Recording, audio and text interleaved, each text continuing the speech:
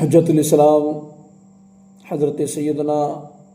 امام محمد بن محمد غزالی رحمۃ اللہ تعالی علیہ اپنی کتاب مکاشفۃ القلوب میں لکھتے ہیں کہ ایک مرتبہ حضرت سیدنا موسیٰ کلیم اللہ علی نبینا وعلیہ الصلاۃ والسلام ایک راستے سے گزر رہے ہیں۔ دیکھتے ہیں کہ ایک شخص ہے جو اپنے ہاتھوں کو اٹھائے ہے،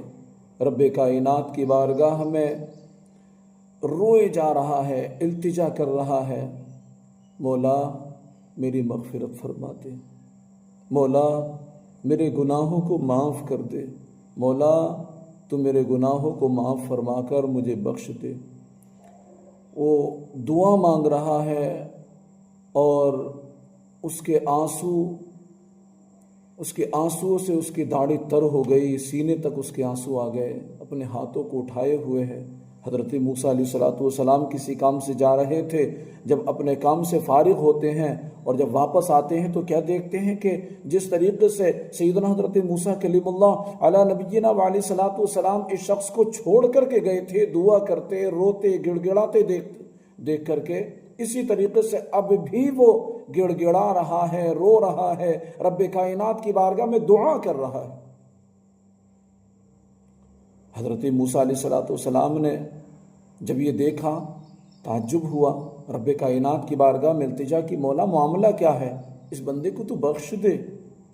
آواز آئی، اے موسیٰ یہ بندہ دنیا سے محبت کرتا ہے، یہ بندہ مجھ سے محبت نہیں کرتا، دنیا سے محبت کرتا ہے۔ اے موسیٰ جب تک یہ دنیا سے محبت کرتا رہے گا، مجھ سے محبت نہیں کرے گا، میں اس کی دعا کو قبول نہیں کروں گا، یہاں تک کہ اس کے ہاتھ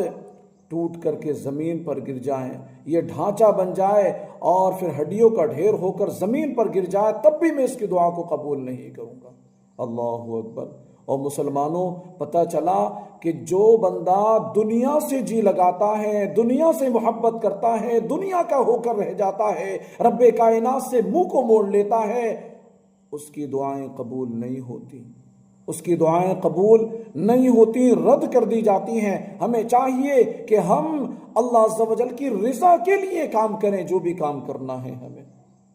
ہم اگر جی رہے ہیں تو اس میں رب کائنات کی رضا ہونی چاہیے، محمد عربی صلی اللہ علیہ وسلم کی رضا ہونی چاہیے۔ ہم سنتوں کے مطابق زندگی گزاریں، ہم قرآن و حدیث کے مطابق زندگی گزاریں، ہم اسلام کو فالو کریں۔ اللہ نے چاہا تو دنیا